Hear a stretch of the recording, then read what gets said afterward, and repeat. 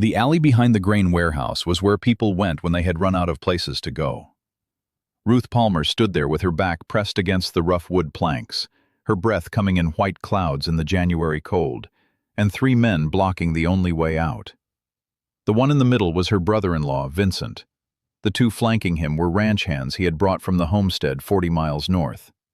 Vincent held a piece of paper in his gloved hand, folded once, official, the kind of document that decided who owned what and who owed whom. "You signed it," Vincent said. His voice was calm. That made it worse. "Right here, your signature. You borrowed $200 against the farm when Thomas was sick. The loan came due last month. You have not paid." Ruth's hands were shaking, not from cold, from the kind of fear that starts in the stomach and spreads until even your fingertips feel it. "I told you I would pay. I just need more time." "You have had 3 months. The bank does not care about time. They care about money." Vincent stepped closer. "You have 2 choices. Sign the farm over to me and I will forgive the debt, or I take you to the sheriff and you go to debtor's prison. Your choice." There are moments when the world shrinks to 2 bad options, and you have to pick the one that lets you keep breathing. If you have ever stood in an alley with no way out, and someone offering you a hand you did not trust, drop the name of your city in the comments. I want to know how far desperation travels before it finds rescue. Subscribe if you believe the right person shows up exactly when you have stopped looking for them. Because what happened in that Montana alley in the winter of 1879 taught one woman that sometimes running out of options is the only way to find the one that saves you. Ruth had been running for 4 months, ever since her husband Thomas died of pneumonia in September. Ever since she discovered that the farm they had worked for 6 years was mortgaged twice over. Ever since Vincent, Thomas's older brother, who had always looked at her like she was something he could own if he waited long enough, showed up with lawyers and documents and a smile that never reached his eyes. He told her she had options. She could marry him and he would take care of everything. Or she could sign over the farm and leave. He gave her 3 days to decide. She ran. She sold what she could carry. She left at dawn on a Thursday and rode the mail coach south to Bozeman, then west to Butte, then north to Helena. She worked where she could find it, washing dishes in a hotel, scrubbing floors in a boarding house, mending clothes for a seamstress who paid her in thread and day-old bread. She moved every 2 weeks because Vincent was looking. She knew he was looking. Men like Vincent did not let things go. She had been in Hardin Creek for 9 days. She had found work at the grain warehouse, hauling sacks, sweeping floors, work that left her back aching and her hands raw, but paid enough to keep her in the cheapest room at the boarding house. She thought she was safe. She thought she had finally run far enough. She was wrong. Vincent smiled. "I found you in Butte. I found you in Helena. Did you really think I would not find you here?" "How did you know?" "I know people. I ask questions. People remember you, Ruth. You are not exactly easy to miss." She knew what he meant.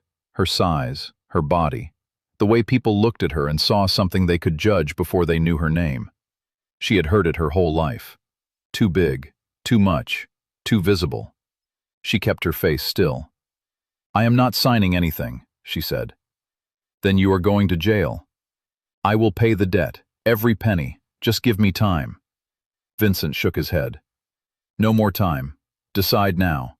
Sign the farm over or come with me to the sheriff." Ruth looked at the 2 men flanking him. They were bigger than she was, stronger. If she tried to run, they would catch her in 3 steps. If she fought, they would drag her. She had no weapon, no help, no way out. "Ruth Palmer." The voice came from behind the men. All 4 of them turned. A man stood at the mouth of the alley, tall, broad-shouldered. His coat was heavy canvas, his hat pulled low, his boots worn but well made. He carried himself like someone who had stopped asking permission a long time ago. Ruth did not recognize him. Vincent frowned. "This does not concern you." The man ignored him. He looked at Ruth. "Are you Ruth Palmer? From the Hollow Creek farm?" She nodded slowly. "I am.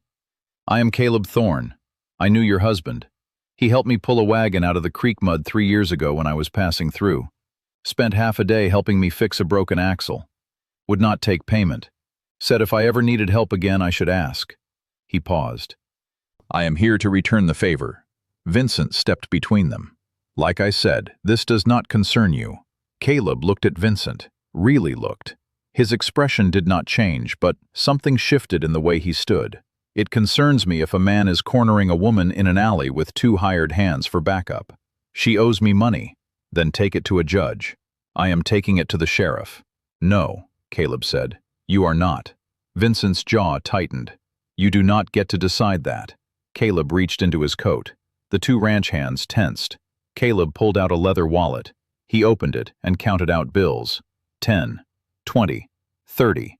He kept counting until he reached $200. He held it out. That is the debt, Caleb said. Paid in full. Now leave. Vincent stared at the money, then at Caleb. Who are you? Someone settling a debt. Take the money or do not. But if you lay a hand on her, you will answer to me. Vincent looked at the two ranch hands, looked at Caleb. Caleb did not move, did not blink. Vincent snatched the money and shoved it in his pocket. This is not over, Vincent said to Ruth. You still signed papers. I still have a claim. Not anymore, Caleb said. The debt is paid. Any other claim, you take to a court, but you do not take it to her. Not unless you want to explain to a judge why you were threatening a woman in an alley. Vincent turned and walked away. The two ranch hands followed. Ruth stood there with her back still pressed against the wall and her breath still coming too fast. Caleb watched until the three men disappeared around the corner. Then he turned to Ruth. Come with me now, he said. She stared at him. I do not understand. I just paid $200 to get you out of that alley. I am not leaving you here so he can come back with the sheriff and claim something else. Come with me. I have a wagon at the livery. We leave in 10 minutes. I do not know you. I know. But your husband helped me when I needed it. And I keep my debts. Now come with me, or stay here and find out if Vincent keeps his word. Your choice. Ruth looked down the alley, toward the street where Vincent had disappeared. Then back at Caleb. She had nowhere left to run. No money, no plan, no options. But something in the way this stranger stood, solid, certain, like he meant exactly what he said, made her take a step forward. Where are we going? She asked. My ranch, 2 days north. You can stay as long as you need. No conditions, no repayment. Just a safe place until you figure out what comes next. She wanted to ask why. Why would a stranger pay $200 for someone else's debt? Why would he offer shelter to a woman he did not know? But she did not have time to ask. She could already hear Vincent's voice in her head telling her this was a trap. That men did not help women without expecting something in return. But Vincent was the one who had cornered her in an alley. And this man, this stranger, had stood between her and the people who wanted to cage her. I need to get my things from the boarding house, she said. How much? 1 bag. That is all I have. Then get it. Meet me at the livery in 10 minutes. If you are not there, I leave without you. She ran. She went to the boarding house, packed the canvas bag she had been living out of for 4 months, paid the landlady for the week, even though she had only been there 9 days, and ran to the livery. Caleb was waiting beside a wagon hitched to 2 horses. He took her bag and put it in the back beside crates of supplies. Then he held out his hand to help her up. She took it. He did not flinch at her weight. He did not hesitate. He helped her onto the bench seat and then climbed up beside her. They rode out of Hardin Creek, heading north. Ruth looked back once. The town disappeared behind the hills. She turned forward and did not look back again. They rode in silence for the first hour. Ruth kept her hands in her lap and her eyes on the road. Caleb drove without speaking. The silence was not uncomfortable. It was simply there. Finally, Ruth broke it. Why did you do that? Caleb did not look at her. I told you, your husband helped me. That was 3 years ago. You did not owe him $200. I owed him something, and now it is paid. What if I cannot pay you back? I do not want you to pay me back. Everyone wants something. Caleb glanced at her. I want you to stop running, that is all. I want you to have a place to stand still long enough to breathe. If you decide to stay, you stay. If you decide to leave, you leave. But I am not keeping you. I am not buying you. I am not trapping you. I am giving you time. That is all. Ruth looked at him, at the scars on his hands, at the lines around his eyes, at the way he sat like someone who had carried weight long enough to know how to hold it steady. You are a widower, she said. It was not a question. Yes. How long? A year and a half. Children? 3. 2 boys and a girl. Samuel is 8, Daniel is 6, Rosie is 4. And you are raising them alone? Yes. Then why are you out here instead of home with them? Caleb was quiet for a moment. Then he said, "Because I came to town to buy supplies and saw a man cornering a woman in an alley. And I remembered what it felt like to have no choices. So I made one." They stopped for the night at a way station halfway between Hardin Creek and the ranch. Caleb paid for 2 rooms. He gave Ruth the key to hers and told her supper was at 6 if she wanted it. She went to her room and sat on the bed and cried for the first time in 4 months. Not because she was sad, because she was safe. Because someone had stepped into an alley and said, "Come with me," and meant it. They reached the ranch the next afternoon. It sat in a valley between 2 ridges of pine-covered hills.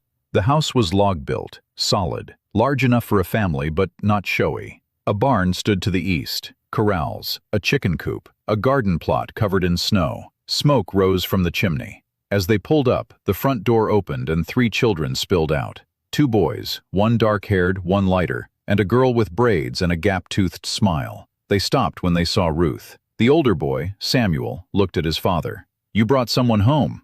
"This is Ruth," Caleb said. "She is going to stay with us for a while. You treat her with respect." The children nodded. The girl, Rosie, walked closer. She looked up at Ruth. "Are you going to be our new mama?" Ruth's chest tightened. "No, sweetheart. I am just staying for a visit." Rosie's face fell. "Oh." Caleb climbed down from the wagon. "Show Ruth to the guest room, then come help me unload." The children led Ruth inside. The house was clean but lived in.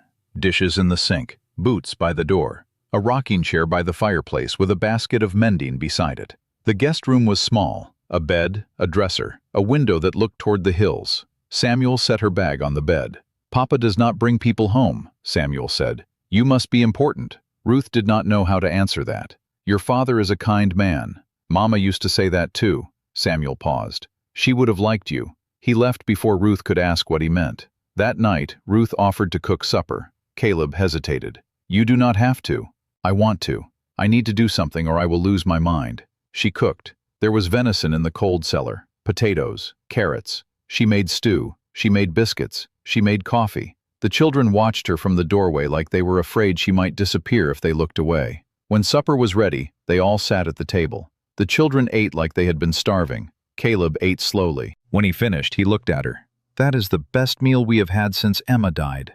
Ruth's hands stilled on her plate. "Emma was your wife?" "Yes." "How did she die?" "Fever. It took her in 3 days. I tried everything. Nothing worked." He looked at his children. "They do not remember much about her. Rosie was barely 3. I try to tell them stories, but it is not the same as having her here." That night, after the children were in bed, Ruth sat by the fire and Caleb sat in the rocking chair mending a shirt. They did not talk, but the silence felt different than it had in the wagon. It felt like the kind of quiet that came from 2 people who had both lost something and were too tired to pretend they were whole. Ruth stayed, not because she had nowhere else to go, but because the children needed someone who knew how to braid hair and patch torn trousers and make supper that tasted like someone cared, and she needed to feel useful. She needed to feel like she was building something instead of running from it. She cooked, she cleaned, she taught Rosie how to sew a straight seam. She taught Daniel how to crack eggs without getting shell in the bowl. She read to Samuel at night from a book of fairy tales Emma had left behind. She became part of the house without anyone asking her to. Caleb worked from dawn until dark. He mended fences, he cared for the horses, he hauled firewood. He came in at supper exhausted and grateful. He never asked Ruth to do anything, but she did it anyway. Because that was who she was, someone who took care of people. In March, Vincent came to the ranch. He rode up alone and knocked on the door. Ruth answered. When she saw him, she stepped back. Caleb appeared behind her. "You are not welcome here," Caleb said. Vincent held up his hands. "I am not here to cause trouble. I am here to talk." "There is nothing to talk about." "I want to settle this properly." Ruth signed papers, legal papers. The farm was collateral. The debt is paid, but the papers still exist. I want her to sign a release so there is no confusion later." Caleb looked at Ruth. "Do you want to talk to him?" She shook her head. Caleb turned back to Vincent. "She does not want to sign anything. If you have a legal claim, take it to a judge, but you do not bring it here." Vincent's expression hardened. "You think you can protect her forever? You think I do not know what is happening here? You bought yourself a woman to cook and clean and keep your bed warm.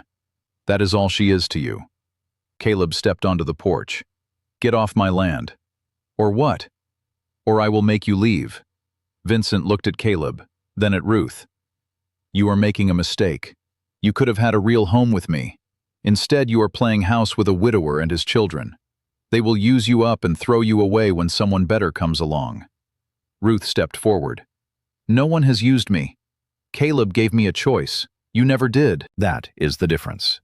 Vincent laughed. It was a bitter sound. "You think he gave you a choice? He paid $200. He owns you now. You just do not see it yet." "I own nothing," Caleb said. "She stays because she wants to, not because I paid for her. And if you ever come back here, I will file a complaint with the territorial marshal for harassment. Now leave." Vincent left, but his words stayed. That night, after the children were asleep, Ruth sat at the kitchen table, and Caleb sat across from her. "He is wrong," Ruth said. "I know he is wrong, but part of me wonders if he is right. If you saved me because you needed something from me." Caleb looked at her. "I saved you because your husband helped me when I needed it. I kept you here because you chose to stay. I did not ask you to cook. I did not ask you to clean. I did not ask you to take care of my children. You did that because you wanted to, and if you want to leave tomorrow, you can leave. I will not stop you. I will not ask you to stay. You are free. You have always been free."